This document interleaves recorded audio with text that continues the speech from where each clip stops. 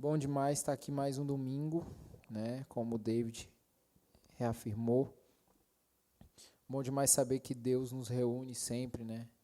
Insiste na ideia de nos reunir o seu povo, não só aqui, né? Mas reunir o seu povo aí em torno desse planeta, nesse dia tão especial. E isso é privilégio para a gente também, podendo estar aqui reunidos. Hoje a gente vai seguir aqui a nossa série de sermões de João. Hoje o nosso episódio é o 7. A gente vai ler o texto do capítulo 12. Então abra aí sua Bíblia aí, Evangelho de João, capítulo 12. Os versículos que nós vamos ler hoje é do 20 ao 26. Então, Evangelho de João, capítulo 12, dos versículos 20 a 26.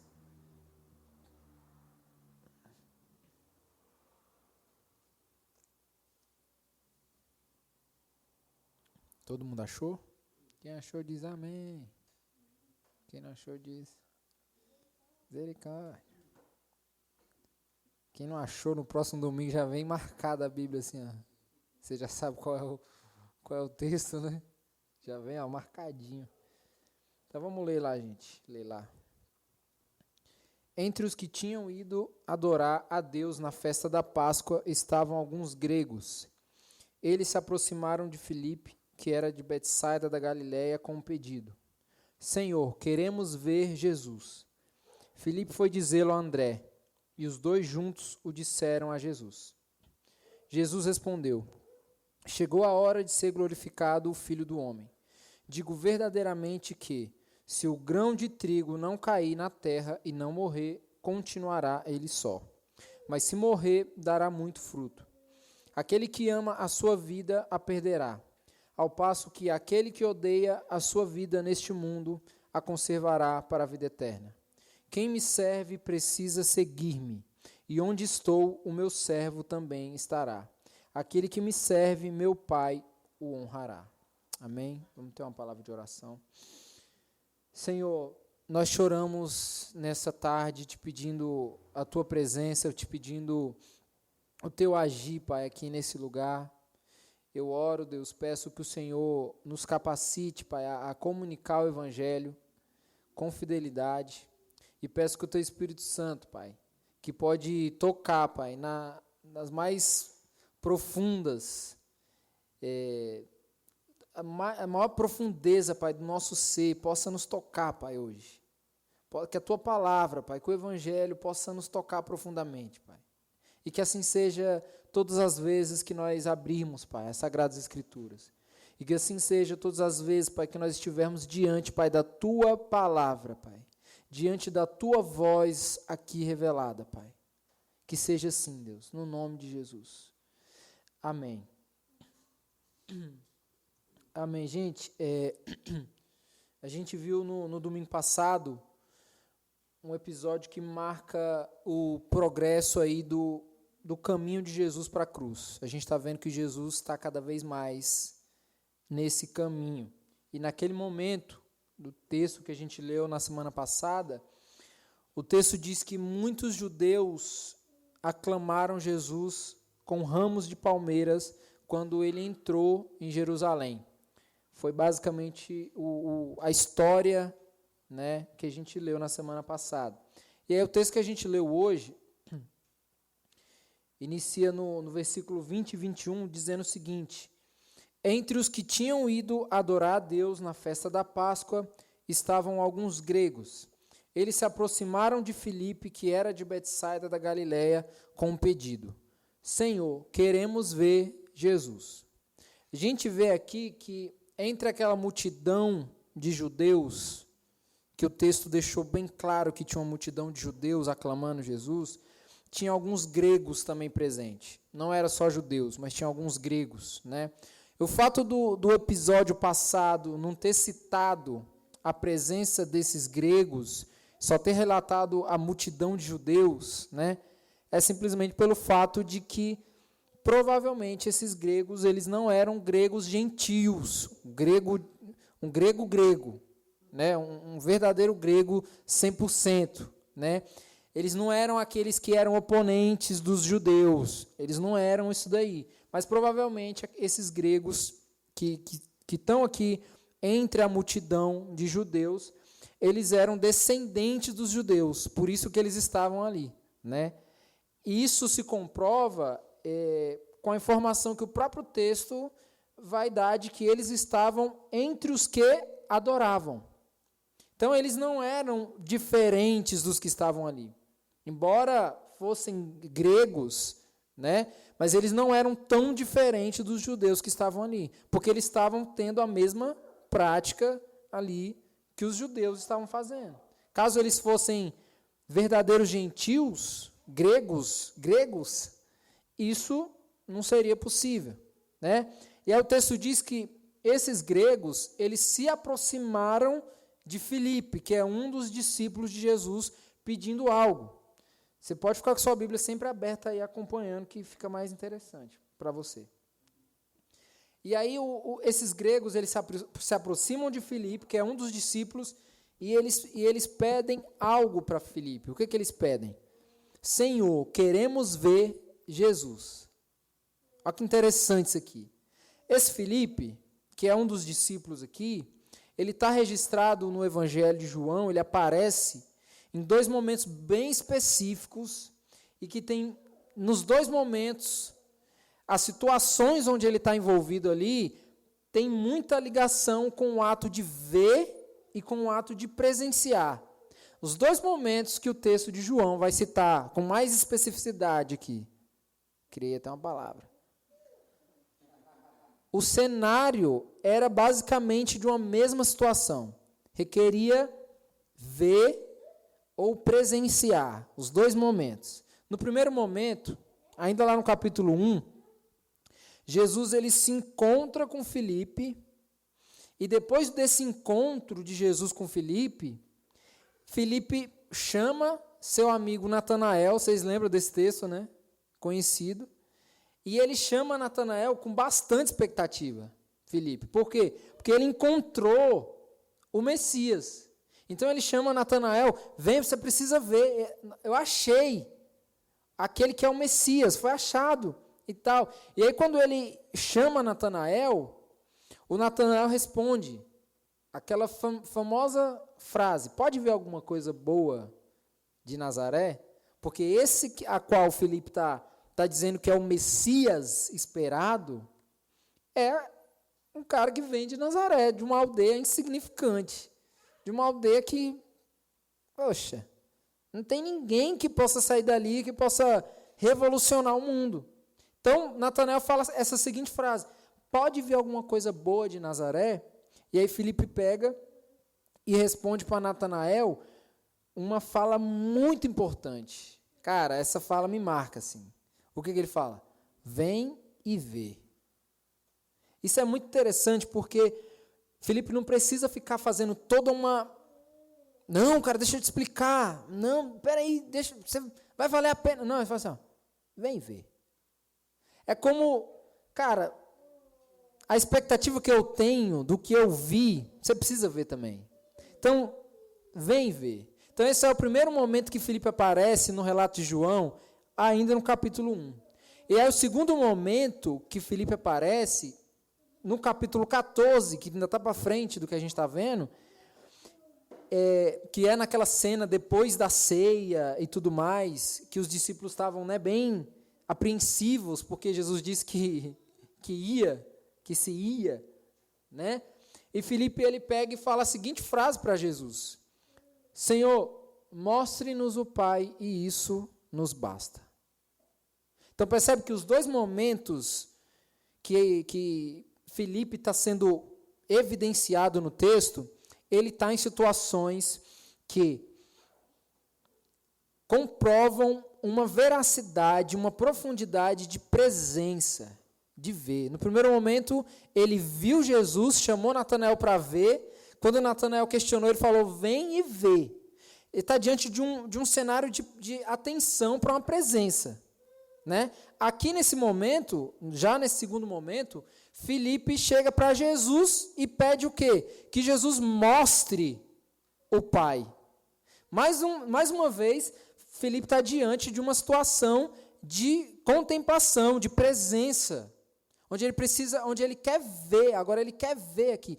Mostre-nos o Pai e isso nos basta. E aí o que Jesus responde para ele naquele momento? Há tanto tempo eu estou com vocês, Filipe. Poxa vida, cara. Eu fico imaginando Jesus assim, não, você está de brincadeira, cara, comigo. Só pode estar brincando. Como assim mostre-nos o Pai? Eu estou com vocês desde sempre, estou com vocês até agora. E você ainda não me conhece. Então, é interessante, gente, como a Bíblia ela é bastante enfática em relação a essas ações de ver, de ouvir. Você vai ver nas parábolas Jesus sempre falando, aquele que tem ouvidos para ouvir, ouça. Toda vez que o texto bíblico colocar alguma situação de ver ou de ouvir, presta muita atenção. Presta muita atenção, porque não é um simples, ei, para aí, vai escutar aqui, não. Tem uma coisa mais profunda ali. Então a Bíblia é muito enfática nessas ações de ver e de ouvir. Sabe por quê? Porque toda vez que a Bíblia traz essa realidade do ver e do ouvir, ela vai trazer o peso de responsabilidade com o que se vê e com o que se ouve. Por isso que não é um simples veja e ouça. Entendeu? Há um peso por trás disso daqui. E aqui, tanto nos dois relatos da aparição de Filipe, que eu citei, como no texto que a gente acabou de ler, essa ação se repete aqui com peso. Vocês conseguem ver a semelhança do pedido dos gregos a Filipe e do pedido de Filipe? O que foi que os gregos pediram aqui? Senhor, queremos ver Jesus. Nós queremos ver Jesus. E o que foi que Filipe pediu para Jesus? Senhor, mostre-nos o Pai. Está vendo a semelhança dos dois pedidos? Senhor, queremos ver Jesus. E Filipe, Senhor, mostre-nos o Pai. São dois pedidos aqui que envolvem a mesma realidade, que é o quê? Ver, presenciar. Algo para além daquilo que está aparente ali. São clamores aqui, gente, que são clamores honestos. São clamores honestos aqui, mas que são frutos de uma certa cegueira. São clamores honestos, mas que são frutos de uma cegueira. Vou falar uma coisa para vocês aqui. Nem sempre nós estamos vendo o que estamos enxergando. Por isso a ênfase das Escrituras em relação a ver. Nem sempre nós estamos vendo o que nós estamos enxergando. Nem sempre. E o que impede da gente ver? As nossas lentes, elas estão trocadas. Por quê? O que nos impede de ver o que só estamos enxergando são as lentes que nós mesmos adquirimos. São lentes que a gente mesmo produz. São as lentes que nos proporcionam uma visão que é uma visão particular, uma visão que é ajustada à nossa própria realidade. Por isso que nós enxergamos e não vemos. Por quê? Porque nós estamos produzindo as lentes que nos fazem enxergar, mas essas lentes não nos fazem ver. É por isso que os gregos estão pedindo para ver Jesus, e é por isso que Filipe pediu para que Jesus mostrasse o Pai. Exatamente por esse motivo. Então os gregos pedem isso a Filipe. Senhor, queremos ver Jesus. Sabe por quê? Por que os gregos estão pedindo para ver Jesus? Porque eles já enxergaram Jesus. Porque Jesus chegou em Jerusalém, no jumentinho, e eles estavam lá. E eles viram com os olhos mais... com os olhos que estão mais aparentes, e não com o que está mais interno. Eles enxergaram Jesus. Só que agora eles pedem para ver Jesus. Agora eles querem ver. E aí o versículo 22 diz, Filipe foi dizê-lo a André, e os dois juntos o disseram a Jesus. Agora aqui aparece um outro personagem também que é bem bem importante. André foi um dos primeiros discípulos de Jesus, né? Lá no início também, no capítulo 1 do Evangelho de João, a gente vê João Batista apontando para Jesus como o Cordeiro de Deus que tira o pecado do mundo. Lembra? Vejam, ali está o Cordeiro de Deus que tira o pecado do mundo. Naquela altura ali, João Batista já tinha discípulos, certo? E um dos discípulos de João Batista era André. E aí, enquanto Jesus não apareceu no deserto, né, enquanto só estava João Batista anunciando ali a mensagem do arrependimento, João Batista estava aglomerando ali uns discípulos. Só que a partir do momento que Jesus apareceu no deserto, aí João Batista já pegou e falou assim: olha, vejam, ele é o Cordeiro de Deus e não eu. É para aquele ali que vocês têm que olhar e não para mim. Ou seja, eu não sou nem digno de desatar sandálias, as correias das suas sandálias. Por quê? Porque ele é o Cordeiro de Deus, ele que tira o pecado do mundo. E aí, naquele momento ali, quando André ouviu, entre esse discurso aí de João Batista, ouviu esse incentivo a olhar para Jesus e não olhar para si mesmo, quando André viu aquilo ali, André imediatamente seguiu Jesus. Isso está lá no capítulo 1 de João. Sabe o que é interessante lá no relato de André? Além de André ser um dos primeiros discípulos de Jesus, ele foi um dos primeiros a estar na casa de Jesus. Ainda mais profundo, né? Ele foi um dos primeiros a estar na casa de Jesus, porque quando João apontou para Jesus, André seguiu Jesus.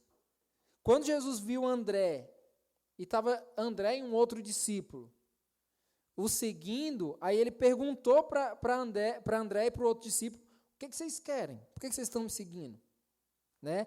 E aí André pega e responde para ele: mestre, nós queremos saber onde é a sua casa. Nós queremos saber onde é a sua morada. Nós queremos saber onde o Senhor vive. É isso. É isso que nós queremos. Nós queremos saber onde o Senhor mora. Foi o que André falou para Jesus naquele momento ali.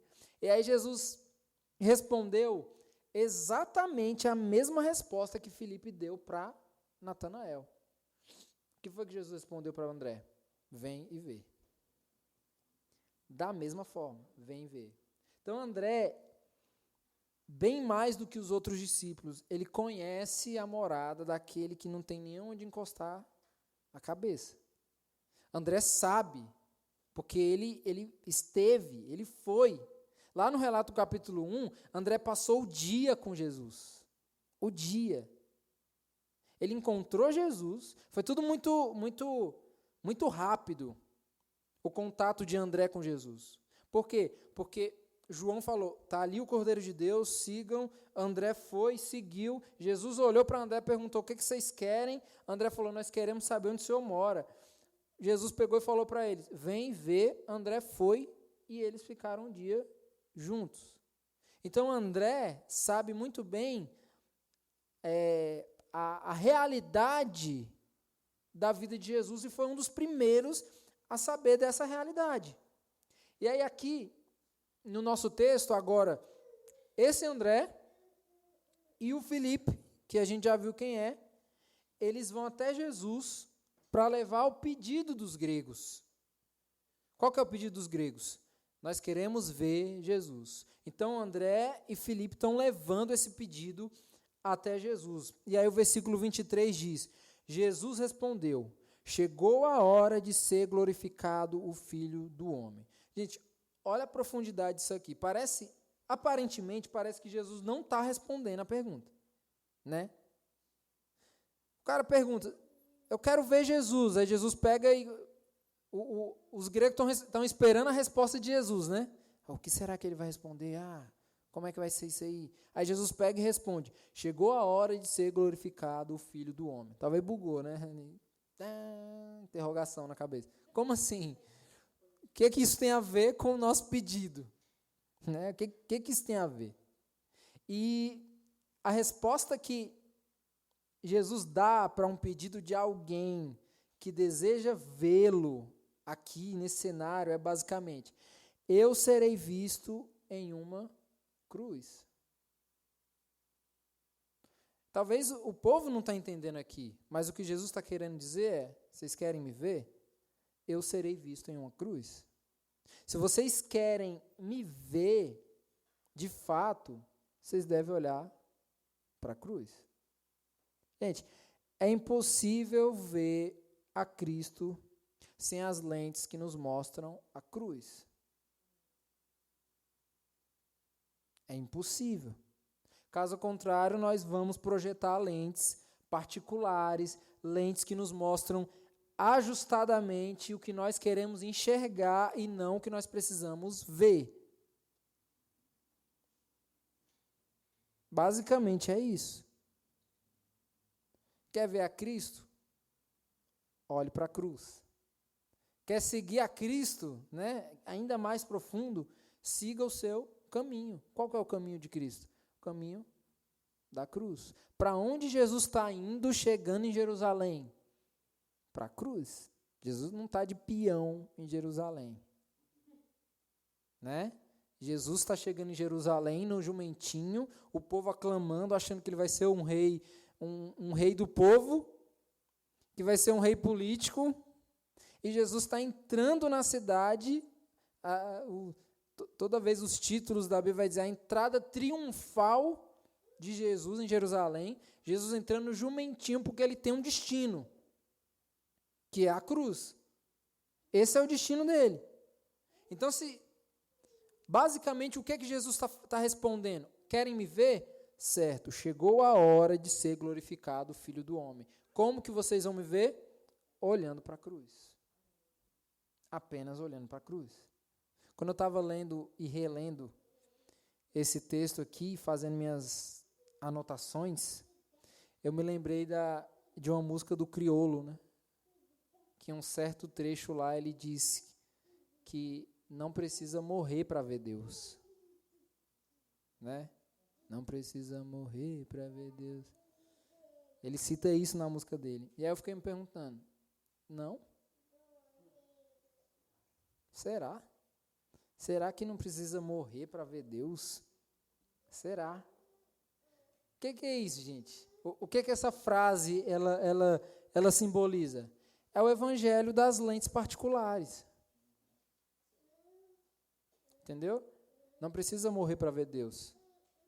Não precisa sofrer. É um evangelho que é produzido a partir das minhas próprias lentes, das nossas próprias lentes, lentes humanas, lentes particulares. Talvez a resposta que esses gregos queriam era o quê?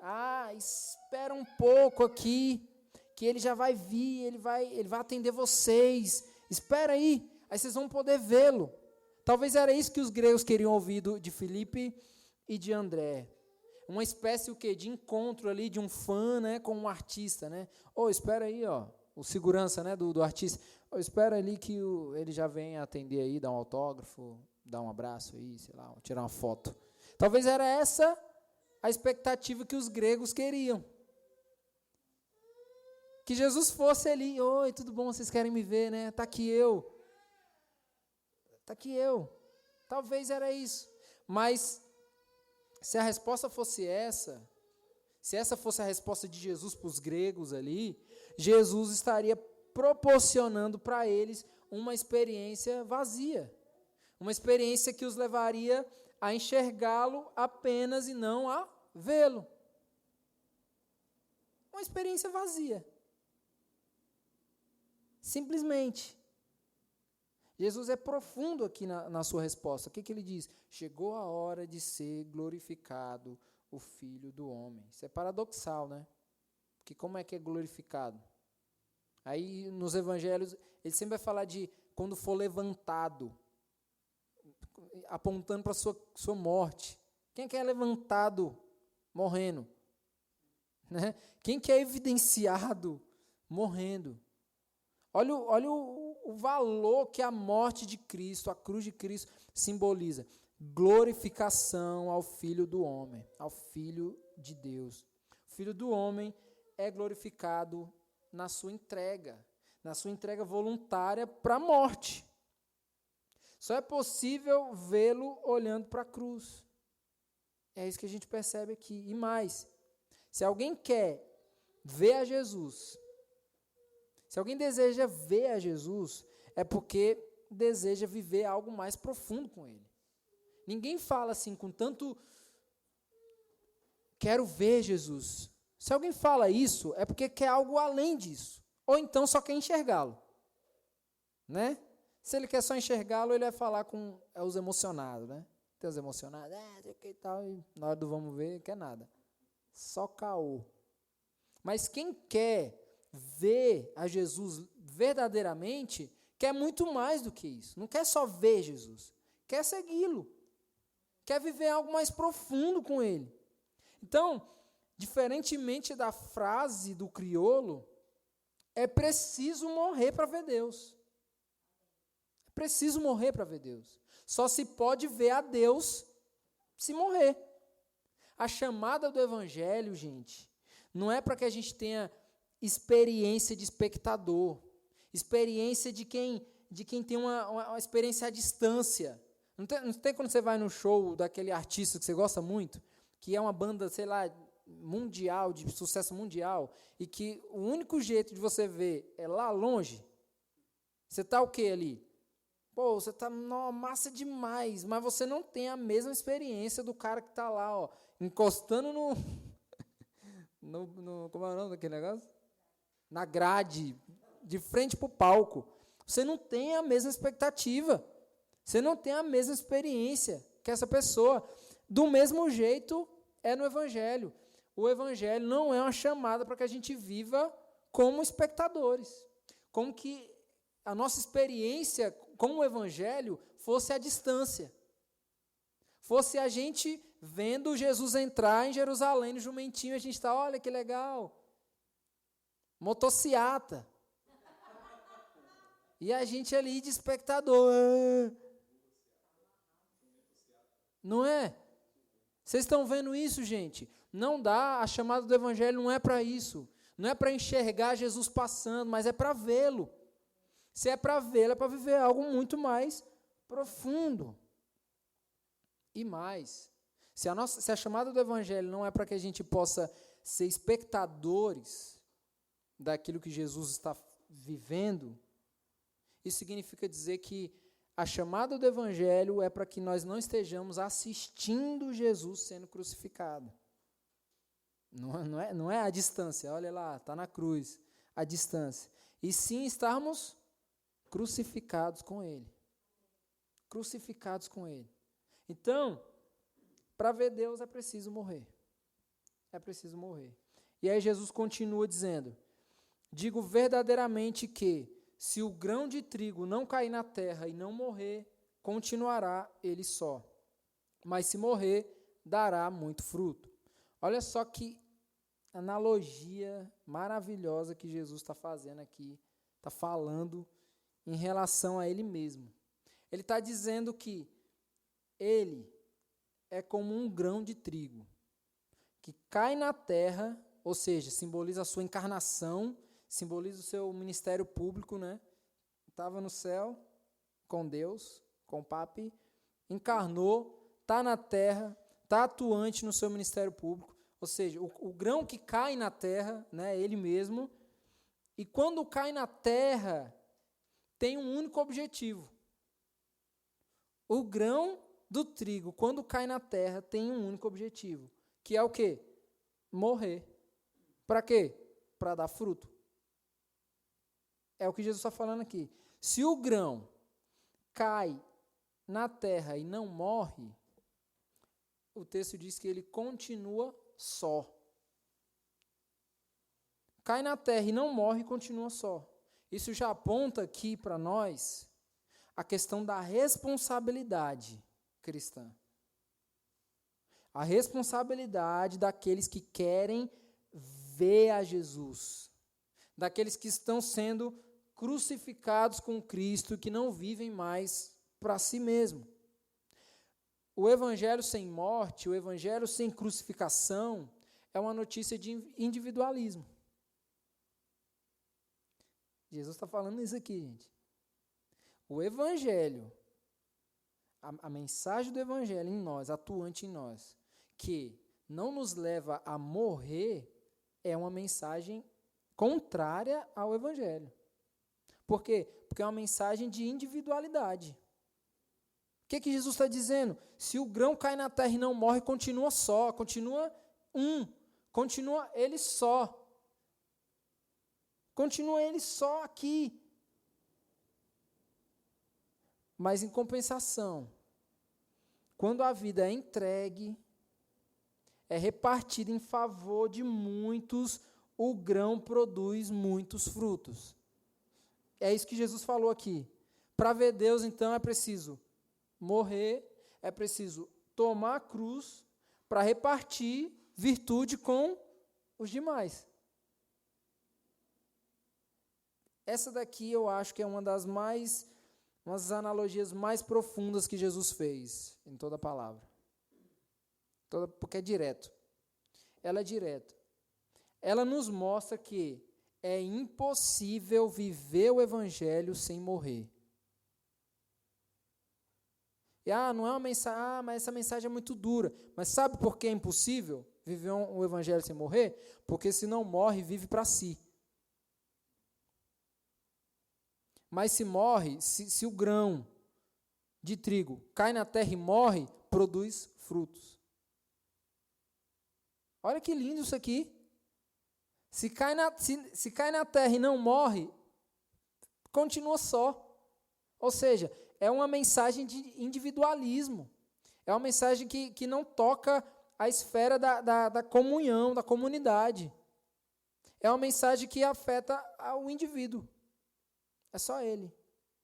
Toda vez que você pensar numa forma de viver o evangelho em si mesmo, para você mesmo, lembre disso aqui. Você é como um grão de trigo que cai na terra e não morre. Sabe o que isso significa? Esse grão não serve para nada. Esse grão não serve para nada. É isso. E aí, a parte final aqui do texto, diz: aquele que ama a sua vida, a perderá. Ao passo que aquele que odeia a sua vida neste mundo, a conservará para a vida eterna. Quem me serve, precisa seguir-me. E onde estou, o meu servo também estará. Aquele que me serve, meu Pai o honrará. Então percebem que a recompensa que está garantida aqui no texto não é para aqueles que viveram uma vida de paz. Não é. Não é, viva bem a sua vida toda que no final o Pai vai te honrar. Não é isso. Não é nada disso. Olha só isso. Ser honrado pelo Pai, no final, será a recompensa de quem viveu essa vida, não esperando as garantias dessa própria vida. Quem não viveu olhando para essa vida, esperando algo, um presente dessa vida. A recompensa não será para aqueles que se dedicaram a amar essa vida que é passageira, né? Não é, mas é para aqueles que consideraram essa vida como tempo oportuno de servir e seguir a Cristo, crucificando as suas vontades, colocando na cruz as suas relações, as suas realizações, em busca de vislumbrar uma realidade de vida eterna. A esses é garantido uma recompensa. A esses. Então, passando a limpo aqui, tudo que a gente viu nesse texto, a gente pode aplicar algumas coisas aqui para a nossa vida, certo? Primeira coisa, gente, nós precisamos ver a Jesus. E isso é muito mais do que enxergá-lo. A gente precisa ver a Jesus. Não simplesmente enxergá-lo. Ver a Jesus é o quê? Olhar para a cruz. é olhar para a cruz de Cristo e ver ali não só o Cristo crucificado, mas ver também ali o nosso lugar como participantes do seu sofrimento. Nós somos participantes do sofrimento de Cristo. Se amamos a Deus, se queremos vê-lo de fato. Esse foi o segundo lugar. Terceira aplicação para a gente. É preciso morrer para ver Deus.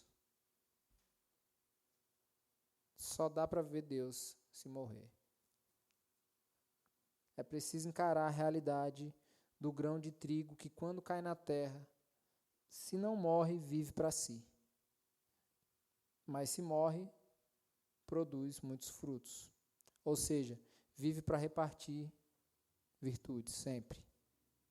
Sempre. O Evangelho é essa notícia. Se cai na terra e não morre, é porque está vivendo para si. É anti-evangelho. Se cai na terra e morre, produz muitos frutos. Ou seja, vive para repartir com os demais. Vive para repartir com a família de Deus. E são verdades absolutas do Evangelho. E são verdades que jamais podem ser encaradas por nós como algo hype. Oh, é legal falar sobre isso. Não, isso aqui são verdades do Evangelho. Verdades do Evangelho. Teve um tempo na minha vida que eu recebia muito convite para pregar nas igrejas. E sabe por que me chamavam para pregar nas igrejas? Porque queriam que eu descesse a lenhada. Então, tipo assim, vou chamar a FP, porque desce a lenhada. Aí se tornou o quê, então? Isso um UFC, né? Tipo um negócio... Me chama porque quer que os outros apanhem, não é para repartir. Não é para repartir.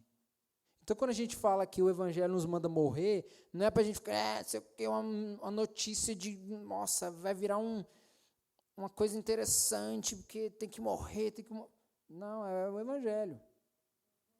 É o que ele produz, é o que ele nos manda fazer. E quando a gente fala de repartir, também não é para a gente pagar de bom samaritano, é porque é o Evangelho. O Evangelho tem essas duas coisas aqui.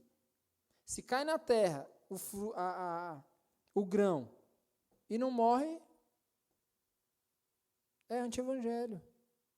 Se cai na terra e morre, produz muitos frutos. O que é produzir muitos frutos, gente? É a gente viver a nossa vida repartindo tudo que a gente tem com os irmãos. Não porque isso deve ser algo legal, é porque não tem como não ser assim. É porque se não for assim, é anti-evangelho. É contrário à cruz de Cristo. Então, a gente não quer pensar e viver isso para que a gente seja... Não, a nossa igreja tem que ser vista como uma igreja generosa. Cara, essas palavras elas não tinham nem que existir. Unidade, generosidade, comunhão. A gente usa essas palavras meio que como amuleto para quê? Porque a gente é uma realidade que a gente quer viver, e muitas das vezes, mas a gente não vive, então a gente segura nelas ali como um alvo. Não era para ser isso, porque isso são virtudes do Evangelho. Então, se uma igreja é evangélica, né, igual o Igor Miguel falou uma vez, uma igreja é evangélica por quê? Porque ela tem o Evangelho. Se ela não tem o Evangelho, ela não é uma igreja evangélica. É simples, não é? Então, se nós falamos que nós somos uma igreja evangélica, se você diz que é um evangélico, um cristão, isso significa que você tem o Evangelho. Mas não o Evangelho dentro do seu bolso, dentro da sua carteira, dentro da sua mochila, que na hora que você precisar, você dá uma carteirada, né? Oh, peraí, deixa eu só puxar aqui. Não tenho na ponta da língua, não. Eu tenho que tirar aqui para comprovar. Não é nada disso. Não é nada disso. Então, a mensagem do Evangelho, em último lugar, ela é uma mensagem que nos envia para uma vida compartilhada, para uma vida onde repartir é sinal de que se viu a Deus. Se eu reparto, não é porque eu sou bonzinho, é porque eu vi a Deus. E quando nós olhamos para Cristo, nós vemos Ele o quê? Repartindo. Compartilhando a sua vida, aniquilando a sua vida, se entregando em favor dos demais.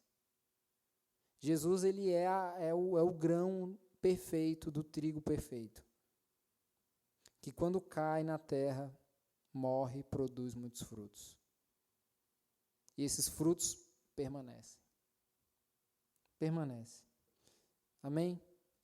Queria que você pudesse fazer uma oração nesse momento, faça uma oração particular, refletindo sobre o que nós falamos aqui.